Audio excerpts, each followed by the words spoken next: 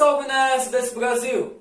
Tudo bom com vocês? O conteúdo na qual será tratado hoje não pertence à área de estudo nem da física e nem da química, mas sim da biologia, onde será um dos ramos de estudo da biologia mais importantes devido ao palco atual que vem sendo vivenciado. Sim, ele mesmo, a famosa ecologia. O estudo da ecologia é tão importante que uma das suas contribuições é prevenir impactos ambientais, impactos que gerem prejuízos ao meio ambiente e agir as consequências devido a tais desastres naturais e desastres ambientais que vêm acontecendo. Como, por exemplo, o triste cenário da queima do Pantanal. Sim.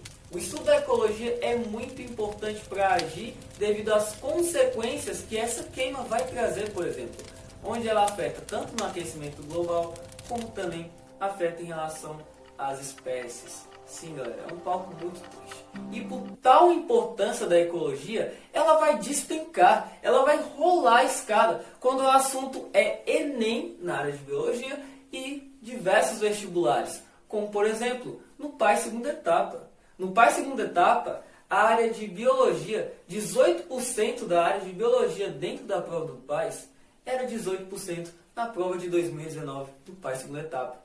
Então é muito importante estudar ecologia atualmente. Então, pega seu caderno, pega sua caneta, continua no vídeo. Se você gostar do vídeo, não esquece que, de dar aquele gostei maroto. Se inscreva no canal, se inscreva, se inscreva. E é claro, antes de tudo, vem aqui, roda a vinheta, vem, vem.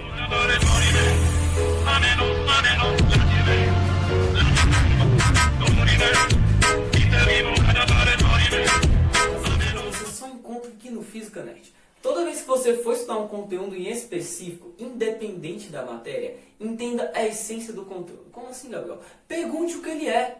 O que é isso? O que é aquilo? Se você entender a essência do conteúdo, você vai ter bem mais facilidade para entender o conteúdo e muita mais dificuldade para se perder ao longo dos estudos de tal conteúdo.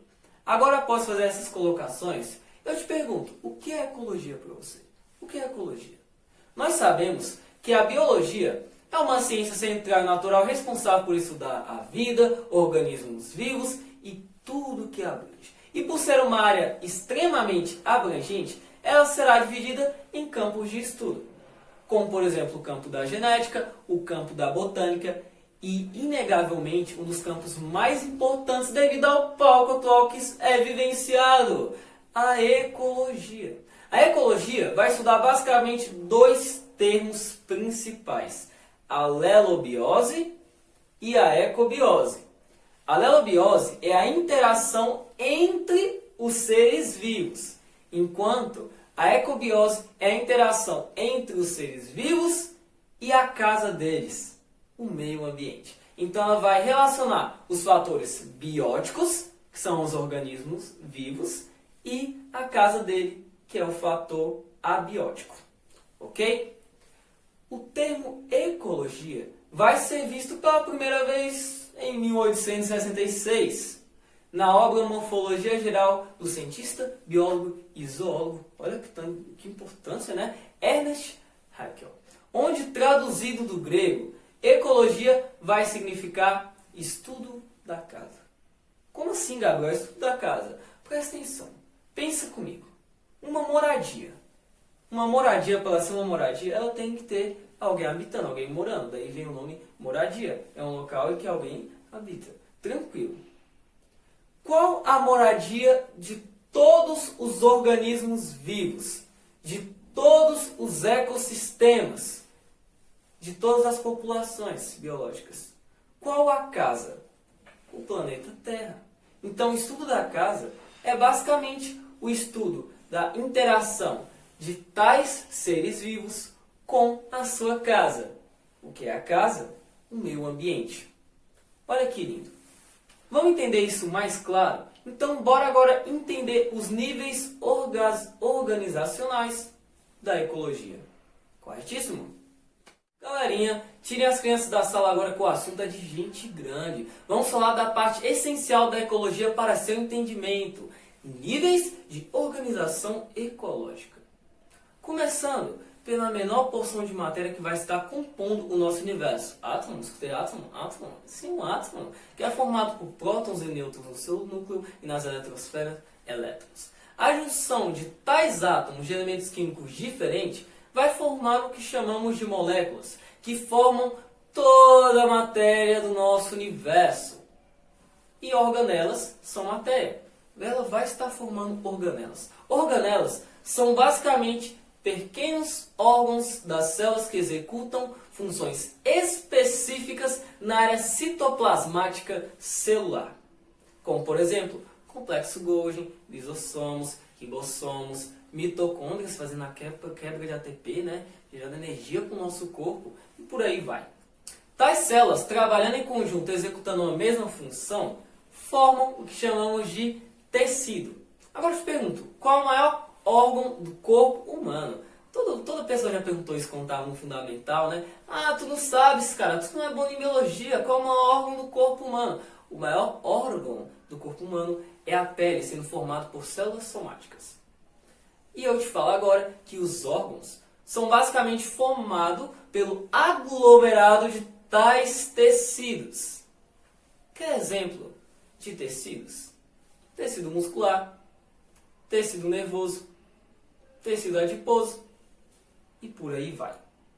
Esses órgãos, trabalhando em plena harmonia, em junção, formam um sistema, como por exemplo, sistema cardiovascular, sistema respiratório, sistema urinário e por aí vai. E todos esses sistemas que compõem o meu corpo vão me garantir a vida, vão garantir que eu seja um organismo vivo. Então todos esses sistemas vão estar trabalhando em harmonia e assim garantindo a vida. Olha que interessante, muito interessante, né? Porém, os quatro níveis mais importantes ainda não foram mencionados. Vamos ver? Ainda ficou faltando mencionar 4 níveis de organização ecológica. E querendo ou não, são os mais importantes. Sendo eles população, comunidade, ecossistema e biosfera. Bora lá, pensa comigo. O que é uma população? Segundo a ecologia, população é um conjunto de organismos vivos que possuem uma mesma espécie e abrigam uma determinada área. Como, por exemplo, leões possuem uma mesma espécie, correto? E abrigam uma determinada área, que é o quê? A savana africana. Ou se não, jacarés abrigando o Pantanal. Você fala Pantanal, dá uma tristeza, né?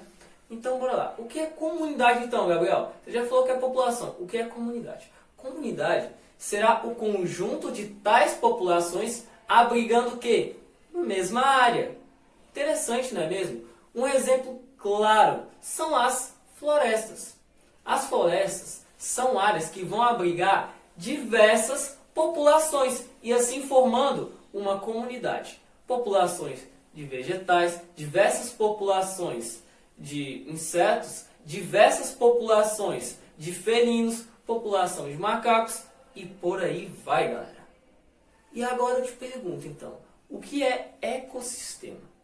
O ecossistema, ele basicamente vai relacionar os fatores bióticos, ou seja, a parte viva da Terra, como animais, organismos vivos e tal, com os fatores abióticos, ou seja, a parte não viva da Terra. Então, ela vai estar relacionando a parte viva da Terra, a parte não viva da Terra.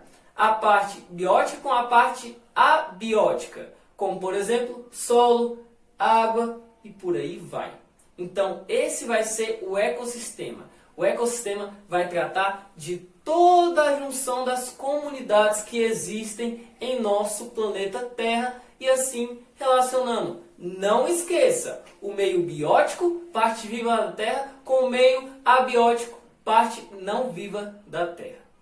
E agora eu te pergunto, o que é a biosfera? Galera, é só lembrar que a biosfera é o boss, é o topo. A biosfera é o cara. Ela vai relacionar todos os ecossistemas, ela vai relacionar todas as comunidades, todas as populações. A biosfera, ela vai relacionar Tudo. Ela vai ser aquela feijoada que vai fazer uma mistureba muito doida. Então, essa é a biosfera, ok? É a parte que vai fazer a junção de tudo, a junção do ecossistema, a junção das comunidades, a junção das populações e por aí vai, ok?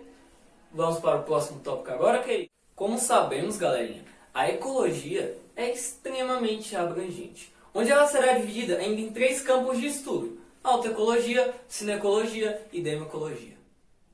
O que você tem que tirar? A autoecologia, ela estuda a espécie específica interagindo com o seu meio. Ou seja, ela estuda a interação de uma única espécie com o seu meio. Cinecologia. Cinecologia vai estudar basicamente o que a gente chama de ecobiose. A interação das espécies com o meio em que vivem. Enquanto a demoecologia estudará o agrupamento dessas espécies de modo separado no ecossistema. Então podemos dizer que ela vai estudar as comunidades e as populações, ok? Porém, essas espécies, elas vão abrigar um determinado local e vão executar uma determinada função de acordo com suas características. E é aí que a gente tem que saber diferenciar o que a gente fala de habitat e o que a gente chama de nicho ecológico. Habitat é o local onde se encontra um determinado organismo vivo de uma determinada espécie de modo natural. Daí surge a frase: a determinada espécie está em seu ambiente natural. A determinada espécie não está em seu ambiente natural. Já citei diversas vezes como exemplo e vou citar de novo. Os leões. Qual o habitat natural dos leões? A savana africana. Qual o habitat natural do panda? As florestas montanhosas de bambu que se localizam na China, onde essas espécimes executarão funções de acordo com suas características. Como, por exemplo, agora vamos citar a minhoca. A minhoca, ela vai ter como seu habitat um determinado solo, onde ela vai meio que ter uma profissão dentro do ecossistema. Na sociedade tem profissão médico, farmacêutico, bombeiro, professor e por aí vai. Os animais também vão exercer profissões de acordo com suas características evolutivas. Como, por exemplo, a minhoca. A minhoca, qual a profissão da minhoca? A minhoca, ela vai ter como profissão principalmente arejamento do solo, onde também temos que lembrar que a minhoca, ela vai se alimentar de matéria orgânica, convertendo essa matéria orgânica após sair em suas fezes em humus que vão fertilizar o solo.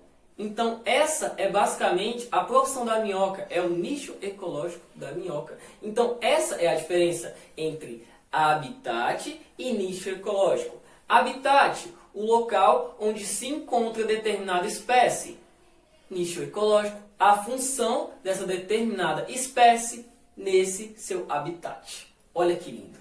Porém, tem conceitos. Ainda não acabou, tem mais conceitos a serem vistos. Conceitos bem interessantes, vocês vão achar muito legal, que é o conceito de sucessão ecológica, teia alimentar e cadeia alimentar. Todavia, não serei eu que vou estar explicando, meus amigos, mas sim uma participante aqui do Física Nerd, professora de Biologia, Beatriz. Agora eu vou estar passando a voz para ela. Agora é com você. Olá, tudo bom com vocês? Meu nome é professora Bia e hoje nós vamos falar sobre cadeia alimentar e teias alimentares.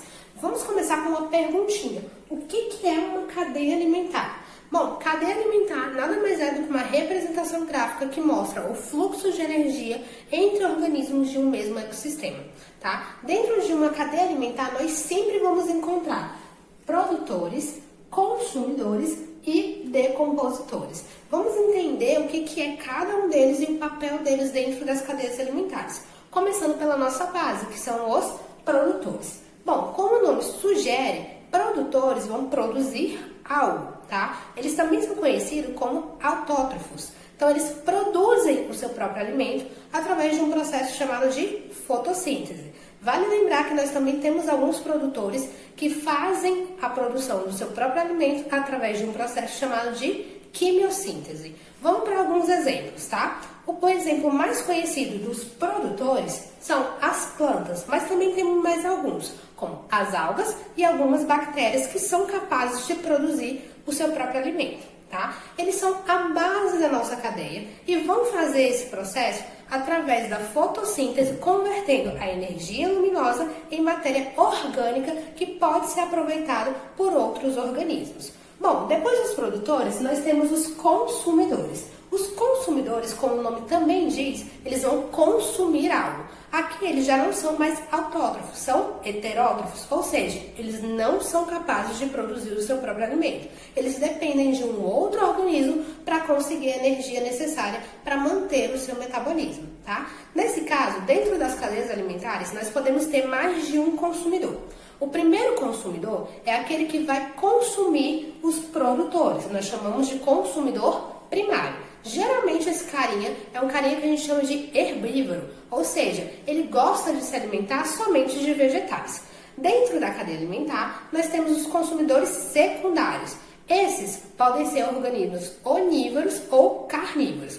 Organismos onívoros são aqueles que gostam de se alimentar de vegetais e de carne. E os organismos carnívoros são aqueles que gostam de se alimentar somente de carne. Geralmente os consumidores secundários vão ser carnívoros, tá? Como eu falei, dentro de uma cadeia alimentar podemos ter até mais de 2 consumidores. Podemos ter 3, 4, tá? Mas geralmente ela se limita ali até 5 consumidores, porque a gente tem o fluxo de energia, tá? E a gente tem uma perca de energia durante a passagem desse fluxo de um consumidor, de um organismo para o outro, tá? E se for muito grande, aquele último consumidor, ele acaba ficando com muita pouquinha energia e não é vantajoso e nem eficaz para ele, ok? Bom, e por último, nós temos aqui os decompositores. Os decompositores, eles vão decompor esses organismos quando eles morrem. Então, a gente sabe que todos os componentes de uma cadeia alimentar, uma hora eles vão morrer. E quando eles morrem, eles vão ser decompostos. Geralmente, quem vai fazer essa decomposição são fungos e bactérias, tá? Essa decomposição ela pode acontecer, por exemplo, no solo. E quando isso acontece, eles vão decompor essa matéria e essa matéria ela pode voltar como um ciclo para os produtores. Ou seja, os produtores vão reabsorver e aproveitar essa matéria que foi decomposta, tá? Para produzir o seu alimento, formando então um ciclo. Então nós podemos dizer que a matéria dentro das cadeias alimentares, ela é cíclica. E a energia? A energia é cíclica também? Não, tá? A energia, ela é unidirecional. Como eu falei para vocês, ela passa, tá, de um organismo para o outro dentro das cadeias alimentares, com uma perca em forma de calor e também para a manutenção do metabolismo dos indivíduos que estão envolvidos naquela cadeia alimentar. Vamos para um exemplo de cadeia alimentar para ficar mais claro, tá? Então, olha só, aqui nós temos um exemplo de uma cadeia alimentar. Vamos identificar cada um dos envolvidos aqui. Bom, o primeiro é o milho, tá? Então, o milho, ele é o nosso produtor.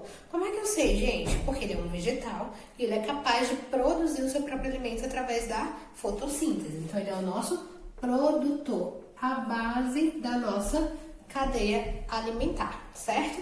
Bom, depois aqui, ó, seguindo a setinha, nós temos o gafanhoto. O gafanhoto, ele vai se alimentar de quem? Do milho. Então, eu sei que ele é o nosso consumidor primário, porque ele é o primeiro a se alimentar de um produtor. Então, vamos colocar aqui, ó, consumidor primário, certo?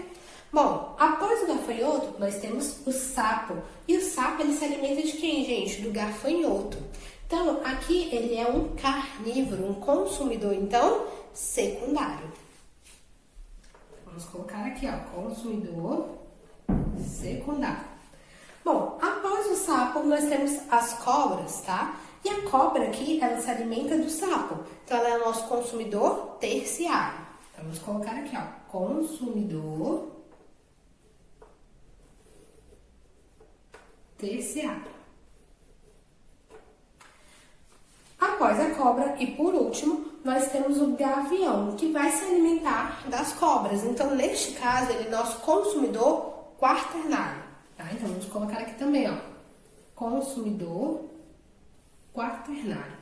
Bom, gente, e ficou faltando aqui os decompositores, tá? Lembram-se que eu falei que todos esses organismos envolvidos aqui dentro das cadeias alimentares, uma hora eles vão morrer. E aí é quando entra em ação os decompositores. Então eles podem atuar sobre todos os envolvidos aqui dentro da nossa cadeia alimentar, tá? Então eles vão decompor essa matéria e essa matéria ela volta como um ciclo para os produtores, que vão reaproveitar, tá, essa matéria orgânica decomposta para continuar produzindo o seu alimento e mantendo a nossa cadeia alimentar. Bom, gente, só que na natureza, as cadeias alimentares, elas não representam o que de fato acontece, tá? Na natureza, essas cadeias, essas relações alimentares, elas são muito mais complexas. Elas formam umas teias, um emaranhado de cadeias alimentares que nós chamamos de teias alimentares. E o que é uma teia alimentar? Nada mais é do que um conjunto de várias cadeias alimentares sobrepostas umas às outras, tá? Bom, gente, vamos entender aqui, tá? Bom, gente, vamos olhar um exemplo aqui. Vamos pegar, tá, aqui o nosso gavião como exemplo, ok? Vamos olhar essa primeira cadeia alimentar, olha. Então aqui a gente tem capim, tá? Então o capim é um produtor, ele produz seu próprio alimento. Vamos colocar aqui, ó, produtor. Em seguida nós temos o coelho. O coelho, ele vai se alimentar desse capim, então ele é nosso primeiro consumidor, então ele é nosso consumidor primário, certo? E aqui, ó, seguindo a setinha aqui, ó, direto pro gavião, o gavião ele vai se alimentar desse coelho. Então aqui ele é nosso consumidor secundário, tá? E a nível trófico, gente, olha só, primeiro nível trófico, segundo nível trófico, terceiro nível trófico. Então aqui, ó, o gavião ele tá ocupando o terceiro nível trófico, beleza? Ok? Bom, gente, vamos aqui para o outro exemplo. Vamos olhar uma outra cadeia alimentar aqui dentro dessa teia alimentar, tá bom? Então, olha só, capim, certo?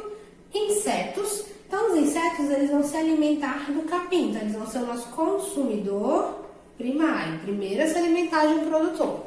Após ele, nós temos os sapos, que vão se alimentar desses insetos. Então, o nosso sapo aqui, ele seria o nosso consumidor secundário.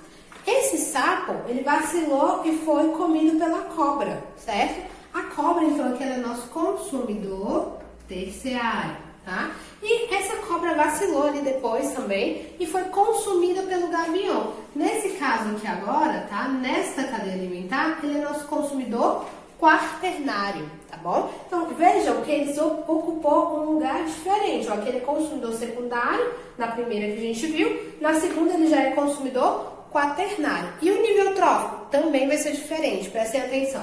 Primeiro nível trófico, segundo nível trófico, terceiro nível trófico, quarto nível trófico, quinto nível trófico. Então, aqui, ó, ele vai estar ocupando o quinto nível trófico.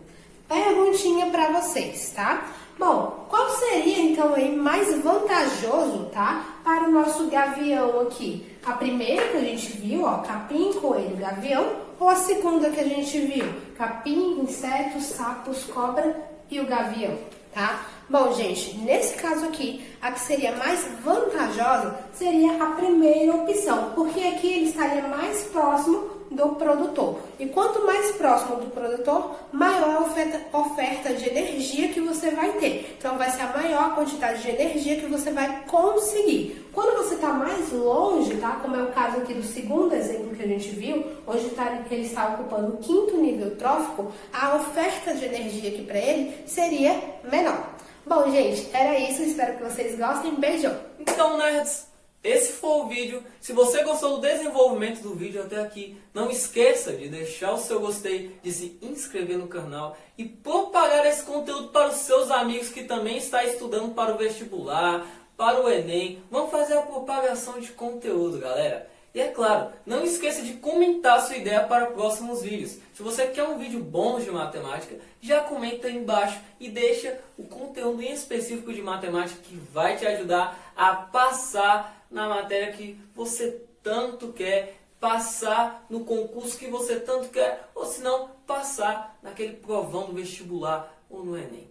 Ok? Não se esqueça, onde eu agradeço a participação da profa Beatriz. Vai estar aparecendo aí o Instagram dela na tela. Vai lá, segue ela. Também vai estar aparecendo a página Química Encanta, que me encanta. Olha que lindo. Que vai estar gerando conteúdo de química gratuito. Muito bom, galera. Página recente, mas desde já segue a página que ela está só evoluindo cada vez mais e o conteúdo é muito interativo, beleza? E é claro, meu Instagram também vai estar aparecendo na tela para você ir lá, checar o conteúdo, né? Fala comigo lá no direct o que você acha que tem que melhorar no canal e coisas do tipo, ok? Então esse foi o vídeo e até o próximo vídeo, galera. Se inscreva! Fui! Tchau!